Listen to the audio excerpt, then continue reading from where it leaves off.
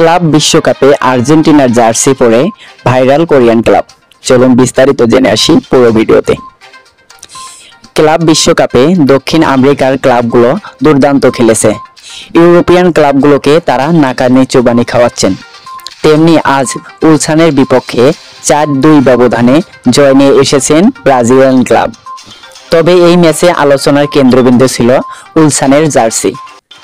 দক্ষিণ কোরিয়ার ক্লাবটি এমন এক জার্সি পরে মাঠে নামে যা দেখতে হুবহুব আর্জেন্টিনার জাতীয় দলের পরিচিত জার্সির মতো। ওই জার্সি ছিল 5টি আকাশী নীল রঙের স্ট্রাইপ, যার পটভূমি সাদা। জার্সির হাতায় ছিল জার্মান ব্র্যান্ডের ক্লাসিক 3 স্ট্রাইপ ডিজাইন। পুরো দলের শর্টস এবং মোজাও ছিল সাদা রঙের। সব মিলিয়ে পুরো জার্সিটাই যেন ছিল আর্জেন্টিনার বিশ্বকাপ জার্সির প্রতিরূপ। জার্সি নিয়ে এই আংশিক পরিবর্তন ঘিরে শুরু হয় আলোচনা। বিশেষ করে ম্যাচের 37তম মিনিটে জিন হিউং লিং এবং শেষের দিকে সময়ে উন সাং গোল করার পর সামাজিক যোগাযোগ মাধ্যমে যেন উচ্ছ্বাসের বন্যা বইয়ে দেয় ভক্তরা। জার্সিটি নিয়ে আলোচনা হওয়ার প্রধান কারণ ছিল এই জার্সির সঙ্গে কোনো মিল নেই ক্লাবটির ঐতিহাসিক রঙের। ক্লাব বিশ্বকাপে নিজেদের প্রথম ম্যাচে দলটি নেমেছিল নীল হলুদ রঙের জার্সিতে। ফলে হঠাৎ করে এমন সাদা আকাশী রঙের জার্সি দেখে অবাক হয়ে যান আর্জেন্টিনার সমর্থকরা।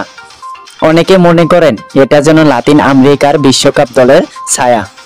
মজার ব্যাপার হলো সামাজিক যোগাযোগ মাধ্যমে অনেকেই এই ঘটনা জুড়ে দিয়েছেন 2017 সালে ঘটে যাওয়া একটি ব্যতিক্রমী ঘটনার সঙ্গে।